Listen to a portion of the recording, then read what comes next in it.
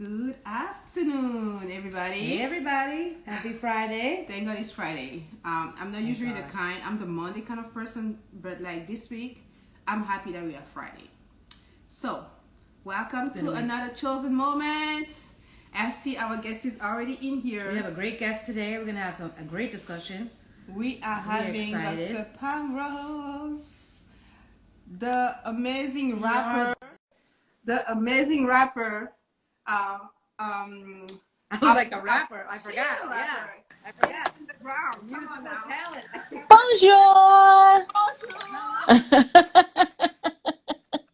Amazing. So many skill sets. I forgot about the musical talent. Yes. Oh. Forget that. Welcome everybody. Welcome to another chosen moment. This week we're gonna be talking about the leader's culture, leadership, how to be a leader, a kingdom leader in culture, and what should be the culture of a good leader. And how to cultivate that environment.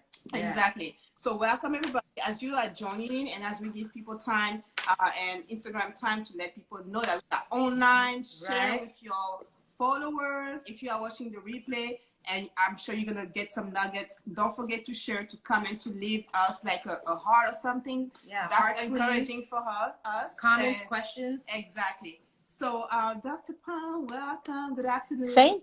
Thank you so much. I probably need an Instagram tutorial because I'm looking like, how do I share this? Like, how do can I share it like after I'm already in it? I'm not really sure how to do all of that, but I'm happy to be here with you. Yes, we are happy to have you. How are you doing? We're doing great. We're doing great. Yeah. You look beautiful. Another day in the neighborhood. It is, isn't it? Won't you be my neighbor? For real. What kindness? What kindness? Won't you be my neighbor? All right.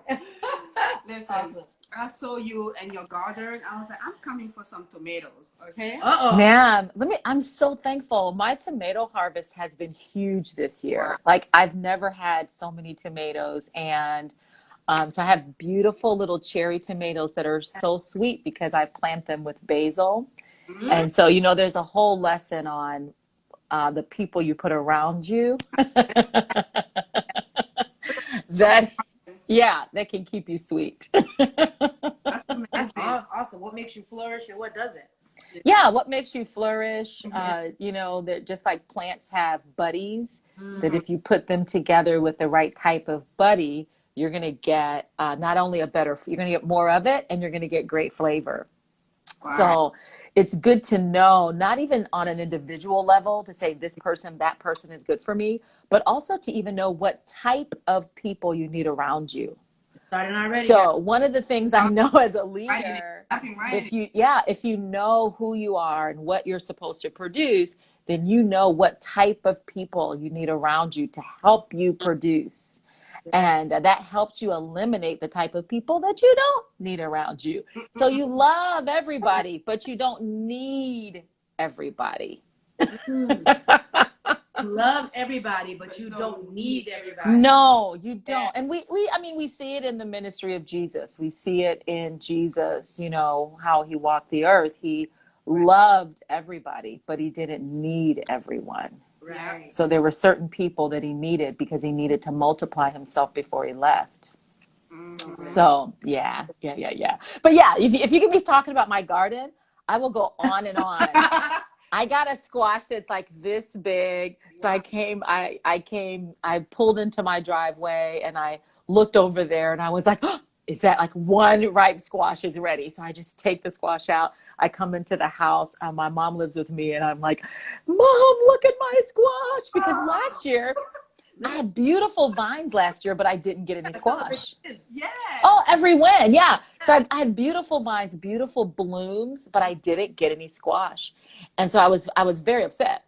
And then someone on Instagram told me that you can actually eat the squash blossoms and that they are like a fancy delicacy, that you can actually fry them up and eat them.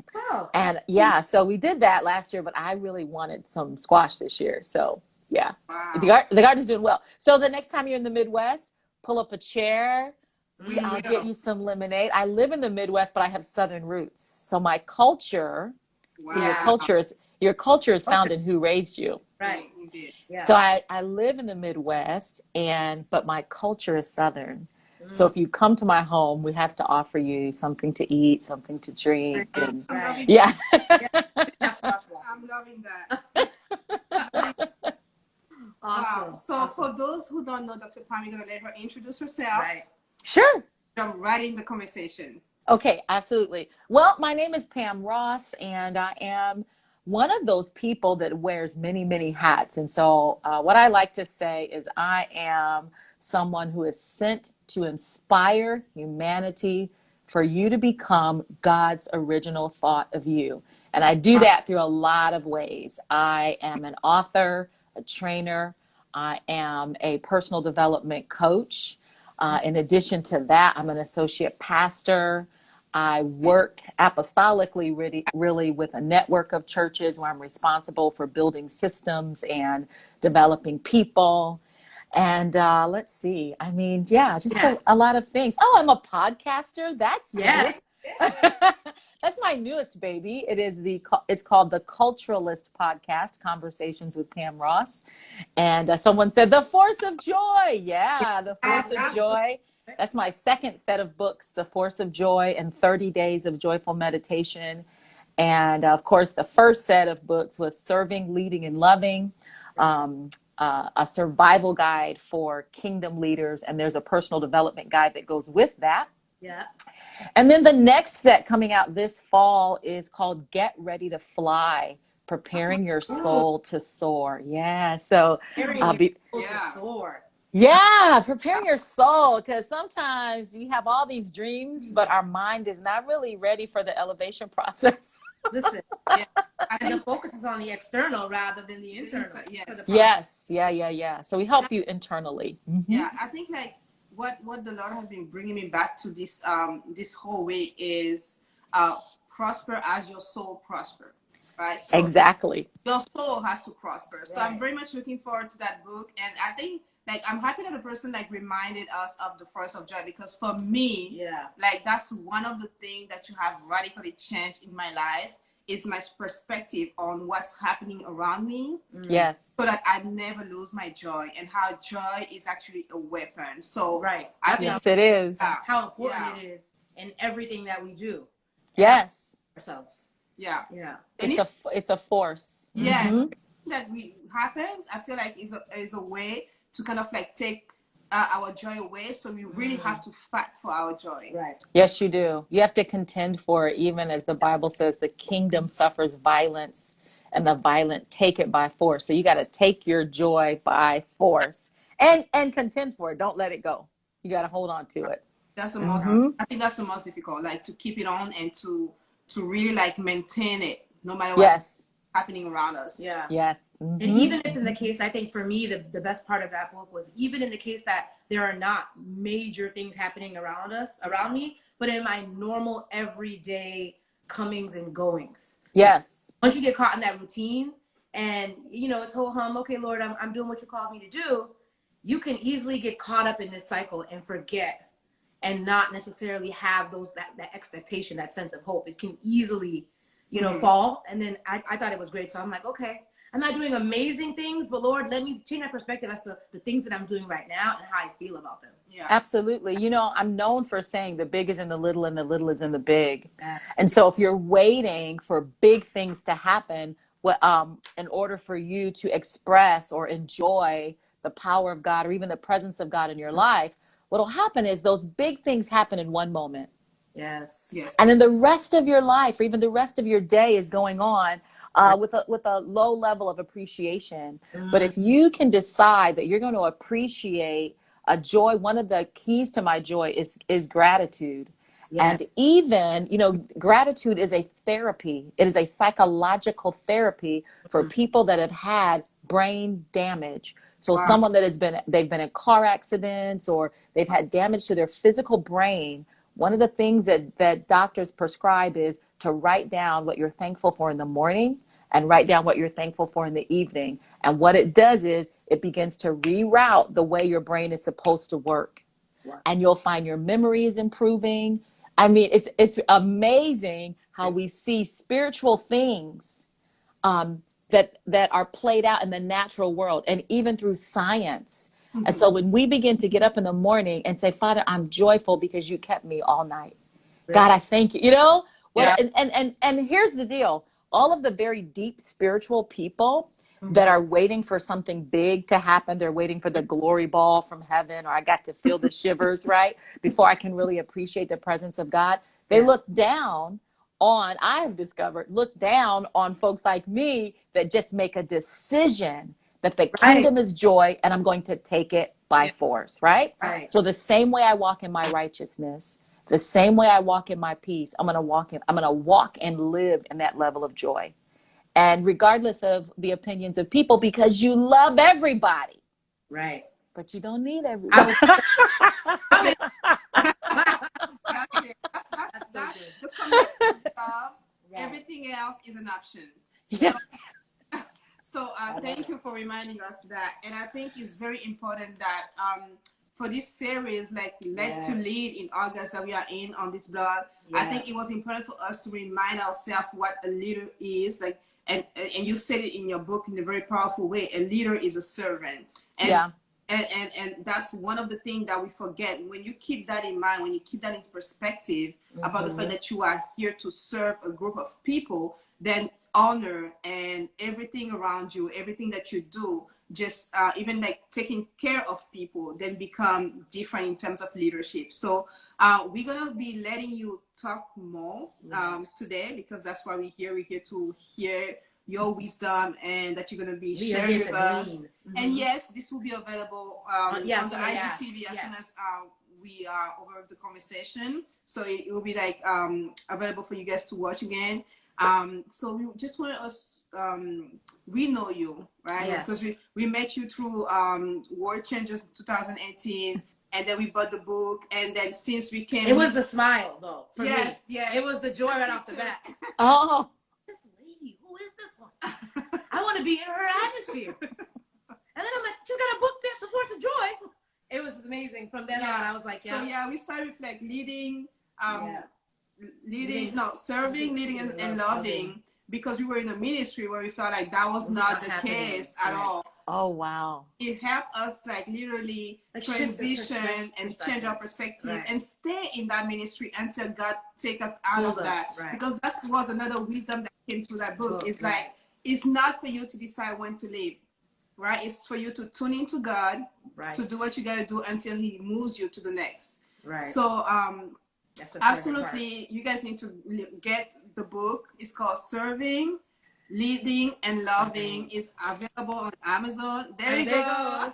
And this is my written all over, written in copy, but there it is. Get the workbook. Get the workbook, because that makes a difference. Actually, it actually give you time to reflect on what you have been reading. So that's absolutely interesting. So guys, we are here to get some nuggets. So we usually converse, but today we're gonna be conversing less. Yeah, we're like chatting. We're like, wait a minute. Oh. So Dr. Pam is gonna tell us all about what it is to be a kingdom leader in culture.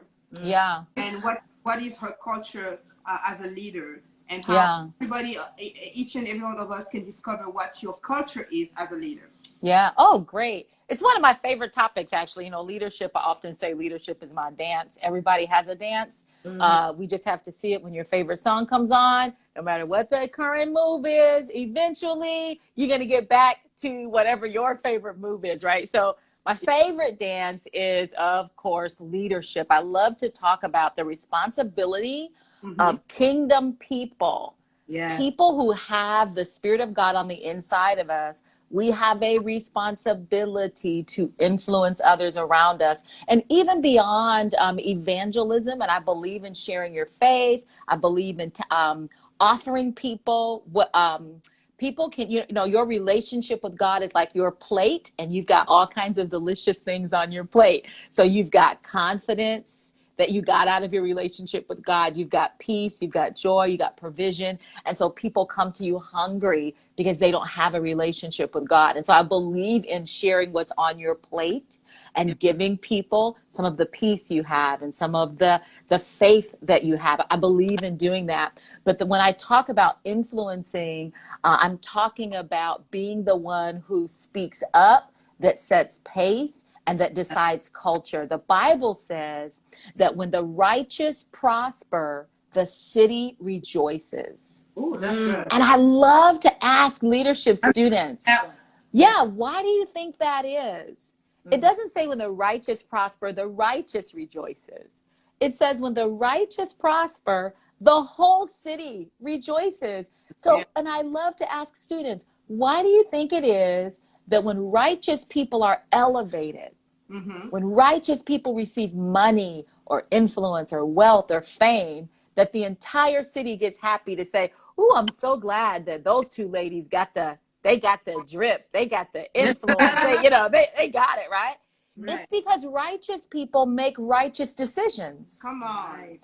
So if you're working in a, they make righteous decisions. And when you know that you're an influencer, when your decision affects someone else. Yes. So if you're a fashion influencer and you decide to wear robin's egg blue, in about 2-3 weeks, that's going to be a very hot shade. Everybody's going to be wearing it, right? Because you are an influencer. So when you know you're an influencer when your decision affects someone else's decision with how you speak and how you treat people, and what you even indeed what you wear and your attitude. Yes, the attitude. When your attitude changes the atmosphere in a room. Now we're talking about leadership beyond position, beyond title, beyond any of that. What we're talking about is this person is an influence. If you've been in a room when I've walked in, the temperature, did somebody change the temperature? Right? Come on. The temperature changes when influencers come into the room because people want to know, what do you think about this? And what's your attitude about that? I've led and been involved in organizations where the greatest influencers were right in the middle of the organization without a title. Where you announce a change, everybody nods, and then they look to see what so-and-so thinks. They look to see if Nali is all right with that. Is Carlita agreeing with that? And then they decide, oh, okay, if they think it's cool, it must be cool, right? Now we know how we feel about this thing.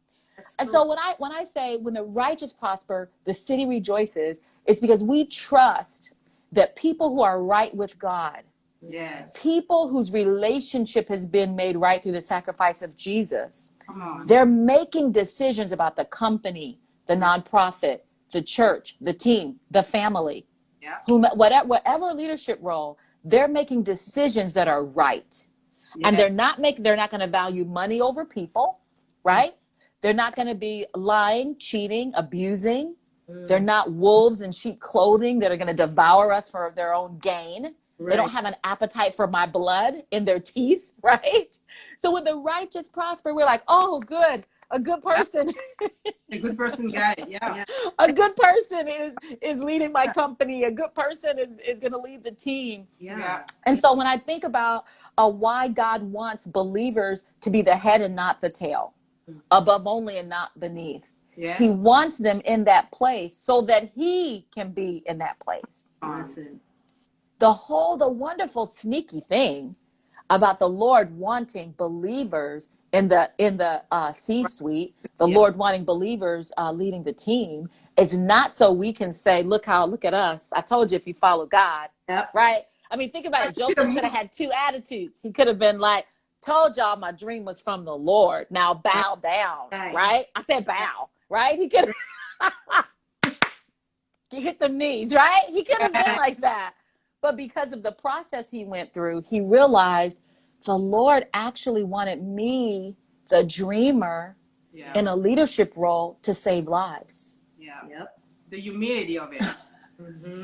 And so it's not just, he doesn't just put Esther there so Esther can say, see, told you, girls that are holy, we get the,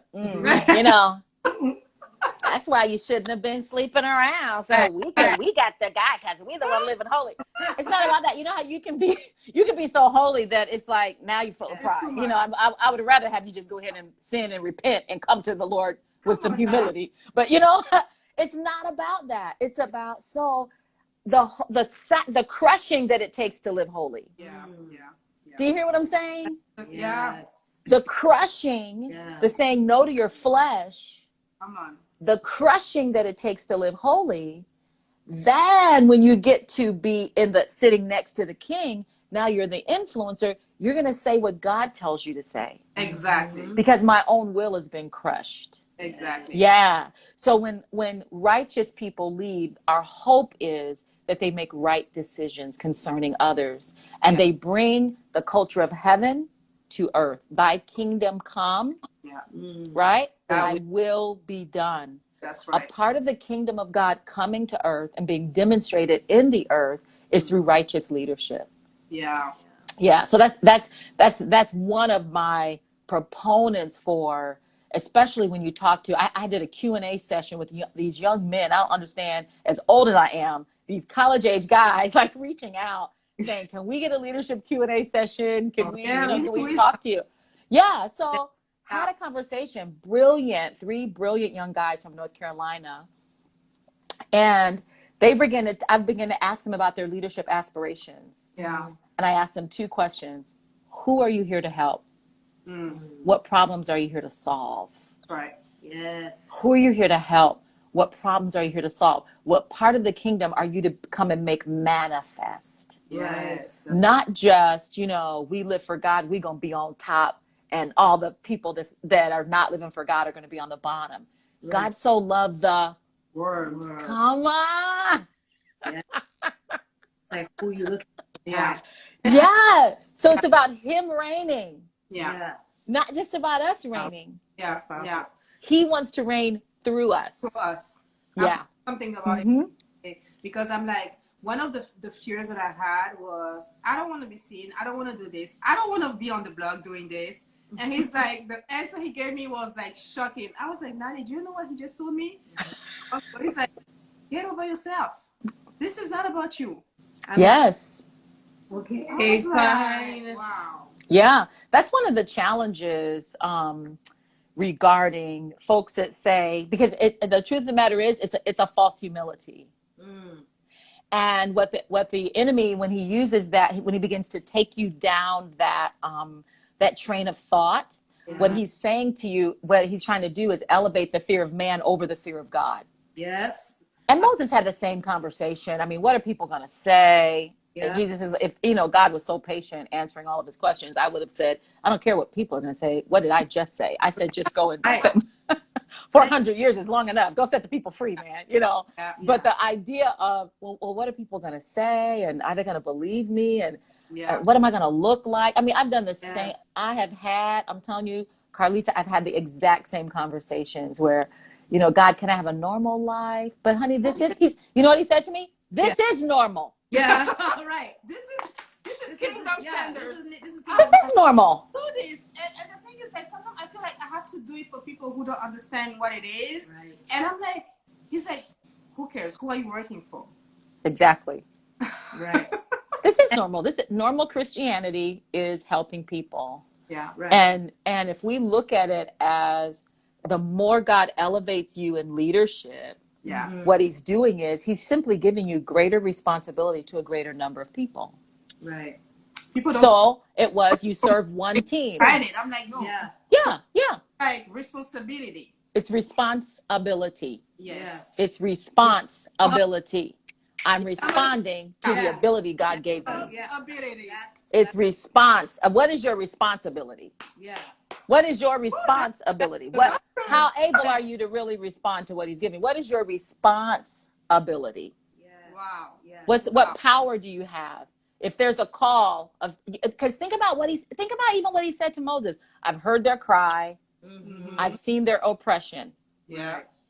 And now, since you've been in this wilderness 40 years, I'm giving you a responsibility. Because God came down to respond to their cries. Yeah. Right.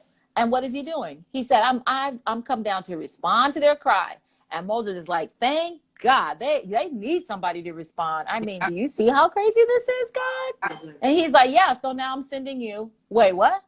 Me? Why? I'm like, wait, hold on. Yeah. He's like, I have heard the cry. People are being killed in the street. I have heard the cry. Like, thank you, Lord. God, help this world, America, the world, help us. And God is like, yes, I've seen it. You know, we're always trying to get God to see it, aren't we? Lord, look upon us. Lord, have mercy. God, look upon us. And God is like, yes, I am the God who sees it all. And I'm sending you. Instead of who? Like, I see it, but you see it too. So what are you gonna do? Yes. He puts that onus on you. Yeah. He does. And Because here's the deal. it's Not your- without having prepared you, though. Yeah, exactly what it is. He's like, I need you to take the initiative. Yeah. Because we all know that faith without works is dead. And if you're Yes. not do it, Yes. know that I'm gonna need to put somebody else, but I need you. There's something I need in you. you that I need you to do it. Yes. I need you to do it. And so we can't let ourselves be so hyper spiritual and flaky. That's flakiness. Where you're just gonna pray and pray and pray and pray and pray and pray and pray and pray and fast and pray and get in a bunker and pray and go down to your basement and pray and up in your attic and pray and in a mountain and pray and you just pray and you don't never just pray and then you peek out your window and say, I ain't changed yet. And then you go back and pray and pray and pray and pray some more. You pray, you have conversations with God, meaning you speak and he speaks. Right. You get instructions. Yes. And then you gotta go do. Wow. Your part. That's awesome. Not everybody else's part. Know your metron, know your responsibility, and then do your part. And then here comes your fulfillment. Here comes your joy. Yeah. Here comes your energy. Here comes your amazement. Yes. And then someone will say to you, that was amazing. And you say, I know, right? I can't believe it either. I didn't expect it to work either. That is so true. You're like, I know. Way, it just kind of is shock and awe. And you're like, You're just as amazed as everybody else. Totally. And I think like one of the things that I think was important for me in developing the leadership, my leadership still is the ability to always go back to God. And I think that's one of the things that you talked about in the extract of the book that we published this week on the blog, is how when you skip enough bath, your attitude starts to stink. Yes. Like, whoa. I love that chapter. It's called Prepare to Wear the Ephod. Yes. oh, good. And it's really about, the whole call of leadership where once you say yes, now you have to submit to being washed. Yes. So once you finally admit that, God is great enough that he could use you. Yeah. You know how we think God is great enough to use her. Yeah. God is so mighty he could use him. But Lord, not even you have what it takes to use me. Yeah. See, that's what we're really saying when we are pushing away. Yeah. When he's asking you to reach out to someone or help someone, we don't believe it. But once we agree, okay, God, I agree with you. What happens from there is now he says, okay, I'm going to addict you. I want you to be so dependent. Right. You're going to have an inordinate addiction to my presence and my word. Right. That is so true because You're going to need it every day. Oh yeah, you're going to need it every day. You're going to need my presence every day. You're going to need me every day. Yeah. And once you have that level of partnership with God, then your attitude is better. Mm-hmm. And I did say that in the book, the word, he washes us with the word. Yes. And so getting the word on you is like taking a bath. It's like giving your attitude a bath. Yeah. But if you don't give your attitude a bath, it'll start to stink. It's just like if you don't give your body a bath. Right. That's absolutely right. Mm-hmm. Yeah. Yeah. It'll start to smell. One thing that I found amazing from the book was especially if you're a strong analyzer and someone that is really thinking about things and strategy, is that it's those times where God is talking to you and it's him talking to you. But in your mind, you're like, I don't think that this is what it is. I think it's a little bit too much of me. So what is it that causes you? Can we just dig into that a little bit? Yeah. Because here's the deal. And I recognize people have different personalities. I train on personalities. I love diversity of people, right? So if you know that it's him, but you say to yourself, this makes no sense. What is it that doesn't make sense? Right. Is it that he's factoring you in, that you're factoring yourself in? Right. I'm asking you. Oh, you're asking me. I'm like, yeah. No, I think it's true because I think at times it's kind of like this is probably not something I would do. Yeah. So this doesn't seem rational. Yeah. But it's that self, it's that flesh, it's that It mentality, is. like It is. doing, Yes. being and listening and saying, okay, no, it doesn't make any sense. So I'm just gonna go ahead and do what it is anyway. Good. We're like, oh no, this doesn't seem right. So I maybe need to fix this because on my perception, not on yes. Yeah. Because I'm going to tell you one of the number one tool for a leader, I would think even the number one tool for every believer, if I could gift every believer with anything in the world, it would be the ability to hear God. Mm. Or I would say this, the ability to recognize when you hear him. The recognition, right. Because I know that we hear him. Yeah. We know we do. I remember being a little kid. I hadn't prayed the prayer of salvation and I hadn't been baptized in Jesus' name. But I remember walking home from school and getting lost. And I kid you not, the Spirit of the Lord led me home. Yeah. Led me, told me where to turn. I was a little kid. But think about it. I was a little child. I didn't rationalize. I didn't think I knew the way already. Exactly. I knew I could not get home by myself. And so sometimes when the Lord will train us to hear him, he'll start with little things. Mm-hmm. And there'll be things that we think, one of two things. We think, I already know how to do that, right? And we'll go, the temptation is to go our own way. Mm-hmm. We think the creator of the universe is not going to talk to me about that. Yeah, he's got other things on his plate. He got wars and rumors of wars, right? He's not going to talk to me about that. Right. But he's going to train you. And I used to teach this to students. When God is training you to hear and follow his voice, he's not going to start off by, the first thing you hear is not going to be, get out of the way of that bus. It's not going to be a life or death thing. It is so true. It's going to start with little things. Mm-hmm. It's going to tell you to call someone. And when you call them, they're going to say, I've been thinking about you. Yes, that's true. He's going to tell you, don't go to this store, go to that store. And when you get there, everything you need is half off. Yes. Now, we're thinking, but does he? Come on. So you think, what is he? First of all, he does care for us on that level because the hairs on your head right now are numbered. On those moments that we're thinking. Yes. Even he cares for all the time. The parking anointing. Parking, like, Father, help me here. Lord, help me here. Yeah. He does care for you on that level. Yeah. And at the same time, he's also using it to train you to hear him. Yeah. That's training for leaders. Hear, obey, and manifest. Mm-hmm. Hear, obey, and manifest. Yeah, that's powerful. Hear him, and all of the checks that take to hear him. Mm-hmm. Does this sound like God? Does it sound like anything I've read? Do I feel when I hear this? Does it feel anything like I feel when I read his word? Mm-hmm. Mm-hmm.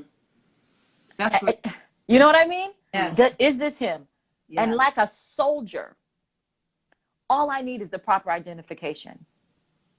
Listen, and I obey. Truth. That's right. Come on, like a soldier. If a soldier, all a soldier needs is a proper identification. That's so true. Who are you and what's your rank? Come on, listen. Who are you and what's your rank? Now I'm going to obey, right? So it's all you got. When you hear him, yeah, that's him. Mm-hmm. I'm going to obey. And sometimes we got to make ourselves do it. As leaders especially. Yeah. Oh, God. We have to. Because of the repercussions, you're like, no. And the things that I got to the point, I stopped questioning. I went to that phase, like, now you're like, why, how? And right now, I don't think, I'm literally like a robot. I hear it because I know I do it. I don't question it. Because by the time I start asking questions, I almost don't want to do it anymore. And it takes yeah. Because here's the deal. There's a difference between asking questions for clarity and asking questions to excuse yourself. Yes. Now, you can. I believe in questioning the Lord. I bring him all my questions. Most of them start with how long, why, how long, right? Time. Yeah. So the idea, you can ask him all the questions. Is this the way? Am I right? What do I need to know? Father, show, there's a, I mean, he's got all the answers. So it's a religious thing that tells you you don't question God. That's a lie. He even says, come and let's sit down and ask. I know it all. But he wants you to just walk through blind. He knows it all. So you can ask. Now there's a difference between asking for clarity. Should I go now? Who should go with me? Mm-hmm. Am I prepared for this? There's all types of questions that leaders ask. Yeah. But to ask the question of, well, what if they don't accept me? Right. Well, what? You know Well- what you're doing. Now, you know, because here's the deal. Sometimes we ask God questions because we think we're trying to educate God on us. A lot of times we think we're trying to educate God on us. Yes. So let me tell you about the way in which I do things, because I Yes. don't know if you Yeah. know, I don't really. And he's like, Now, God, right? We say, now, God, you know I'm old. God, you know I'm a woman. God, you know I study. God, you know, I mean, I stutter. God, come on, you know I'm the least in my family. Right. And he's like, yeah, I know all of that about you. That's why I chose you. So when you win, I'll get all the glory. My God. and it's so integral, like the statement you made in the book, do it right then and there.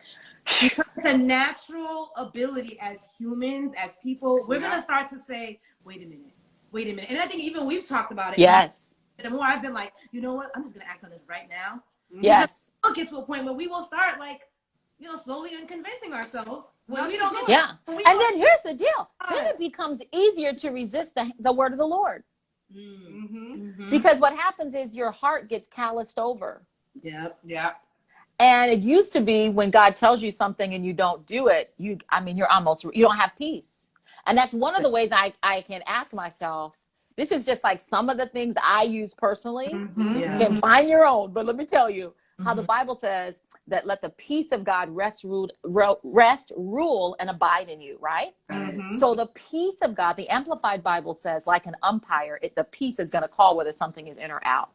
Now, this may sound odd, but I have felt fear and peace at the same time. Now, I'm going to tell you why. God says, go tell this person this. All right. So now I get a little nervous because maybe the person is a little scary to me. Yes. And then I imagine, we use the gift of our imagination, and I'll say, if I don't do this, how will I feel? And I almost get a sick feeling. Yeah. Because that's the feeling I would feel if I don't obey the Lord. Yeah. And then I think about how will I feel if I do it? After having done it, I'll feel peace having obeyed the Lord. And I think that's a manifestation of letting peace be the umpire. And so sometimes the Lord will tell us to do things. Leadership is not always easy. And sometimes it can be a little frightening to our eyes, right? And so when you get the promotion and now you have a whole department to lead.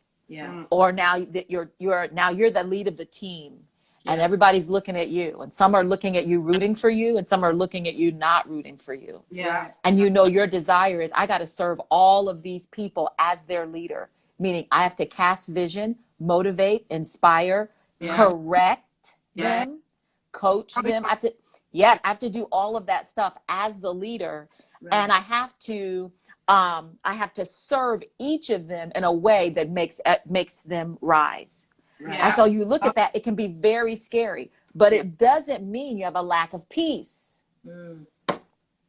That's so good. And I think one of the things that I do similar to that is, I don't necessarily think the worst, but I think, what is that particular obstacle that's pressing me? Is it the fact of having to correct them? Is it the fact of having people report to me and give that to the Lord? And then when that peace comes, I'm like, the obstacle is removed. Yes. And there's nothing wrong with, now I'm a strong optimist, but there's nothing wrong with saying, Pam, what's the worst that could happen? You mess it completely up, and guess who can fix it? Jesus. Because the enemy will get you caught in just that. Oh my God. He'll make you feel like you can make a mistake so bad that not even God can fix it. But the devil is a liar. You don't have the power to mess something up so badly that not even God could fix it. I mean, look at Adam and Eve. And we're still here. And God fixed it. And God fixed, that's they so separated us from the Lord. And God fixed it. That's but God. But God. And so it's like, just follow him. And I'll tell you something else. There are times where, his mercy is for us. Yes. His grace is for us. Right. And I've never seen anybody to say, Lord, I'm doing this because I really believe this is what you want me to do. And for him to sit by and let you just walk off a pier, he's not going to sit back and fold his arms and just watch you fail. Yeah, he's not that. He's not going to do that. He is not going to do that. If God be for you, Who can be against you? not even yourself can be against you. And so there's so many times where we feel like I would have done it, but I'm afraid of failing. I would have taken the lead. I would have stepped up. I would have gotten that degree. I would have started the company. I would have networked in that environment. But, you know, and so that fear triggers. And the fear of man is a snare, the Bible says. You know what a snare is? It's what you use to trap an animal. They step in the thing, it snatches them up, and then they're snared up. And you literally cannot move. You're frozen. Right. You're terrified. That's in pain.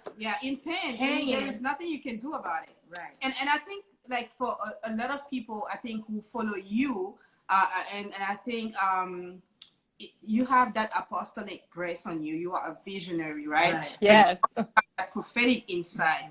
And I think sometimes you really have to get over the fear of what people would do, because you are bringing something new in a culture that no one has done it the way you are doing it. Right. And I think that would be great for us to share some of the struggle sometimes that you how you overcome it for people. I will say this. If you're going to be a visionary leader, and if you're going to be someone who leads, who creates a leadership culture, a leadership culture is one in which people feel safe to give their best. Yes. Somebody should really write that down. People feel safe to be their best. A leadership culture is where you as a leader, you make the sky big enough that every star can shine. Nobody's afraid to be their best. You guys that's a good statement. I've never said that. But everybody feels like they can contribute their best and be their best. That's a leadership culture. So when you come in as a culturalist, I'm sorry, what'd you say? I was just going to say, and have a mentality of expanse. Yes. A leadership culture, yes, they think in terms of expansion. You think big. You can't do big until you think big. So sit down and think. Stop doing small. Right. If you're doing small, stop. Sit. Think big, and then get up and go again. All right?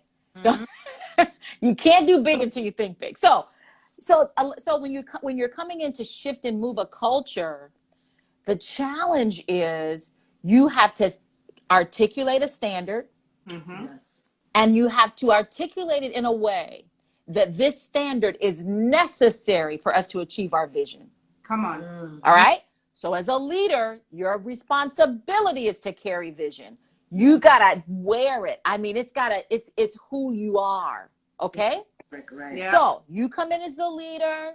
This is your department, and you decide our department is going to hit this goal. We're going to have 90% success rate for all of our clients, or whatever we're going to do. Or we're going to hit this sales goal, or whatever we're going to do. Now, this is our vision. And then once the vision, you got the buy-in of your team on the vision. Now I'm going to set a culture. I'm setting a standard, cultural standards. So therefore, now that we have this vision, we got to walk like this.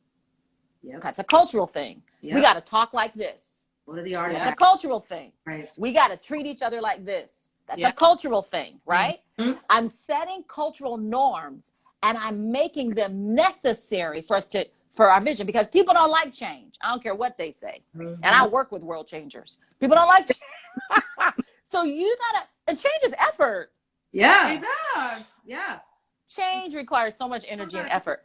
So if you're my leader, you got to convince me. You got to sell this vision.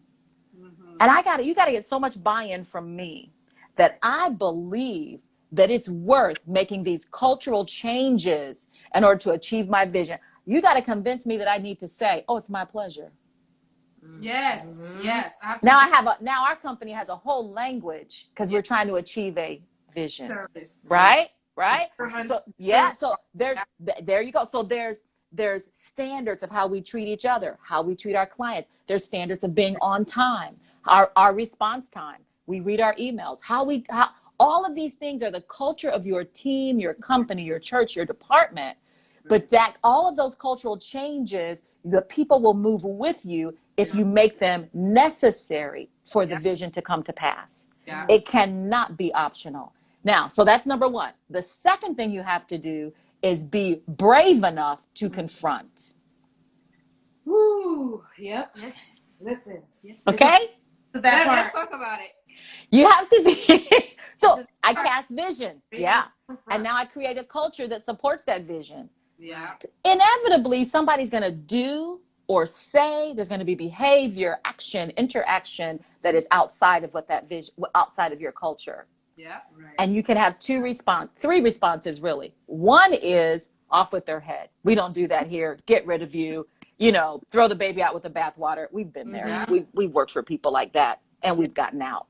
Or you check out mentally and emotionally before you check out physically. Yeah. Mm-hmm. The other extreme is to pretend like, oh, it's okay, sweet little sugar. It's all right. Everybody else responds and you don't respond. Everybody else comes to the meeting ready to work and you don't. But we love everybody here. Which is After all, we're all Christians, right? Right? Right? And so we think we can, because we're Christians, we can have sloppy standards. Oh, right? Right? So those are the other two. So one is we off with their head. The other one is, oh, sweet little baby, don't say anything. Don't say anything. Or we don't say anything when they're listening. And then when it's over, we say, did you see what she wore to work? Did you see how she treated that customer? We talk about it after. But a courageous leader, a real leader, a kingdom leader, a vision-led leader will say, may I speak to you for a moment? Yes. We don't do that here. I love that. I love that you say that because I was going to ask you your definition of culture. I know it because That's my definition. I learned it from my crush, Sam Chan. We don't do that here. Love it. I love it. That's We don't do that here. And let me say this about leaders who refuse to have those courageous conversations. Yeah. What you don't confront, you legislate. Yep. On that note. No. That's the truth. And now so then everybody else says, oh, I guess that's legal. Yeah, we can do it then. Yeah. And then I guess it's legal then. I guess we can all do that then.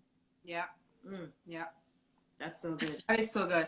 And just, as we are having this conversation, I think one of the things that I really, really want to talk about is excellence versus perfectionism. Mm-hmm. Absolutely. Yeah. So, and excellence is a heart posture. From everything has to be a certain way before I do this. Everything has to. Oh yeah. And then I end up doing nothing.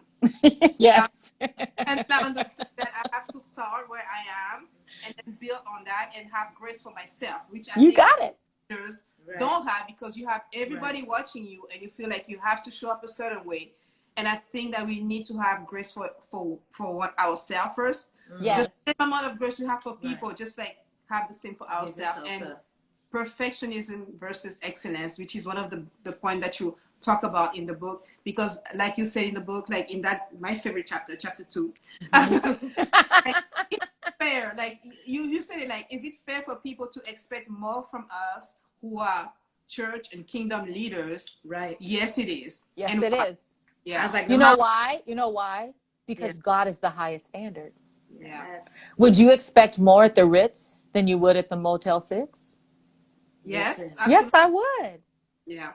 And so we expect a certain level of leadership, kindness, patience, excellence, brilliance from people who have the Lord living on the inside of them. Right. Now, the balance of that is we don't live for people. We live for God. Yeah.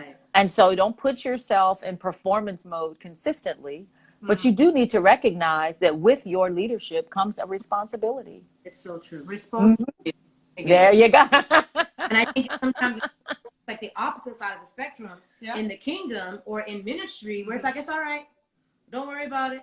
And then you're like, no, but it's not. It's not. Yeah. We need to have, a standard in which we set, because we're creating a culture and a standard across the board. And so we need to do that. And I think that that was a very powerful chapter for me too. Because at the end of the day, you realize that corporate has higher standards than we do in the church. Okay. Well, let me say this. They enforce their standards. And you know, I'm a nonprofit animal. I work for Girl Scouts. I've worked for ministry. So the last 20 some years of my life have been nonprofit. Before that, I worked in retail. I'm a natural salesperson. I could sell you the sweater that you're wearing right now, right? So I'm a natural salesperson. But I think that, and many times when we come into the church, we say that, you know, corporate and we're in America right now. So sometimes we'll say corporate America is the standard. They have higher standards than church standards. But that actually is not true. Because they may enforce their standards of professionalism and they may have harder consequences for not. That's so true. But the kingdom really is the gold standard. The kingdom, the level of creativity and brilliance and people management and people development and perception, ingenuity, innovation, teamwork, even the command of your gifts. The kingdom is the higher standard. You can ask Daniel. All of those warlocks and witches, they couldn't do nothing with Daniel. He was 10 times greater when he was tested. 10 times greater than all the wise. They couldn't do nothing with him. But because we fail to enforce the kingdom standard, because we don't know how. We don't know how. We feel like we're in some religious environments. They just give you rules to follow. And if you don't follow the rules, we kick you out. And then we have some environments that we call grace environments. And what we do is actually what that is. It's a bastard environment because we don't want to correct people. All right. And so what we need to come out of is come out of harshness, come out of bastardization, and let's lovingly let people know, hey, this is how we do it here. And this is why. This is why we do it. Now I've got values that uphold the vision. And this works if you're leading a church. It works if you're leading a business. If you're a Christian and you lead a business, people may think, oh, I was just 15 minutes late. Aren't you supposed to be a Christian? Yes, I'm a Christian. And let me say this. We have a standard of excellence here. Come on. Listen. Somebody's like, uh-oh, bastard environment. It is. When you don't correct people, that's what you're growing. It's a farm of them. A factory. That is so true. And the thing is that I think one of the things that I love about the church that we serve and where you are the culturist is the culture that was set in that environment. Like the level of investment on people that serve that house is amazing. Yes. Like, we go through so much training. I was like, wow, how come these are the people that are leading this stuff? In the corporate environment, I haven't been in so much like self-improvement and like discovering my purpose and the personality behind it. Because you guys believe that heal people, whole people serve better. Yes. Everything you do comes out of your identity. Everything you say comes out of your identity. That's why when you begin to level up, the first thing the enemy will say to you is, who do you think you are? Right? Because everything you do and say comes out of your identity. And so if you are running an organization, a church, a business, and you focus on helping people be their best selves, you're going to get the best level of productivity out of them. You're actually gonna make more money. You're going to be more productive. You're going to have a more honest environment. Because people are going to be real. If you give people, remember we said a leadership culture is where you make the sky big enough that every star can shine, right? So now if people are not practicing being fake, they don't have to dim down, turn down in order to serve on your team or in your organization or work at your company. If I don't have to be fake, then I show up, you got the real me. You got the honest me. That's like refining the process to better the product. Yeah. You know, you have to understand the way that you're working to know what you're producing. And so I love it. I was just amazed by it because I've always had that mentality. And I'm like, oh my God, these people are really invested in who you are, where you come from, how can we help you grow? And this is ultimately what this will lead to. But it happens that so automatically that you don't even realize. And now you're doing it for the next person. But you know what? That's the kingdom culture.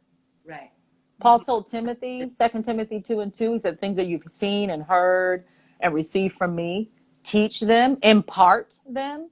Yeah. Impartation is like a deposit. So he's like, make a deposit, make an investment Yes. into faithful men who will then be able to teach others. Yeah. Right. So it's a, investing, the Wall Street didn't invent that. They'll take the credit for it, but yeah. They'll take that credit.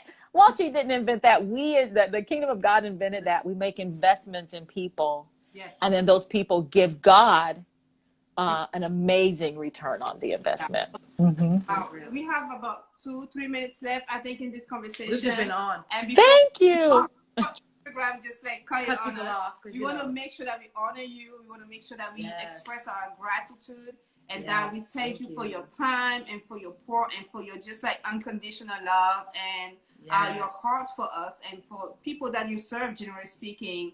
And just the impartation of joy that you give, the impartation of wisdom and perspective. Like, thank you so much, Dr. Pam, for being you and for being who you are, for being the culturalist, the one who set the kingdom standard in the culture that we're living now. Yes. Thank you, thank you, thank you, thank you. We love you so much. And I'm gonna let Nadi also say what she had to say, and I'm gonna let you have the word of the end.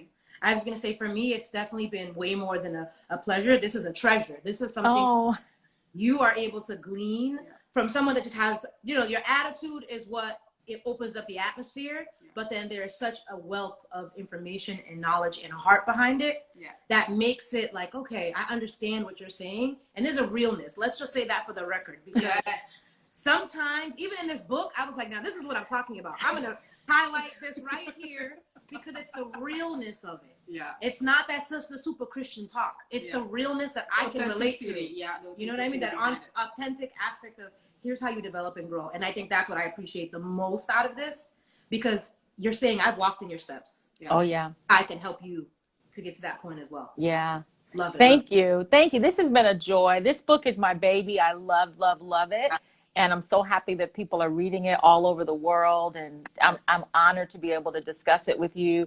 And it's the good, the bad, the ugly, all the lessons that I learned, all the spankings I got from God along the way. And I'm still learning. I mean, I appreciate your honor of me, but I'm still learning. I'm still wanting to be more like Christ every day. And with his mercy, his grace, I could cry about how much he helps me every day, every single day. Wow. Handle his people and his ideas and his concepts, and to do it in a way that honors him. So, ladies, I love you. I'm so honored to have spent this time with you. Thank you so much. Everybody for joining on. Don't forget to read her blog this week. Yes. On the website.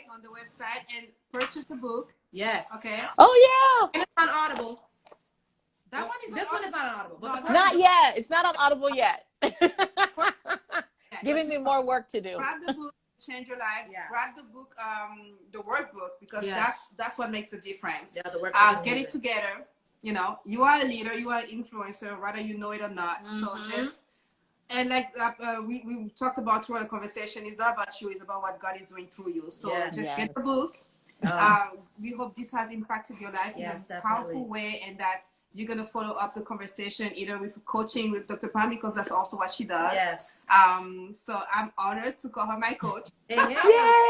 Awesome. So get in touch, get a mentor that will change your life. I say that all the time. You need somebody that gives you a different perspective of what you are going or growing through in order to make the right decisions. Right. Thank you, everybody. And we'll see you next Friday for another chosen moment. Bye-bye, everybody.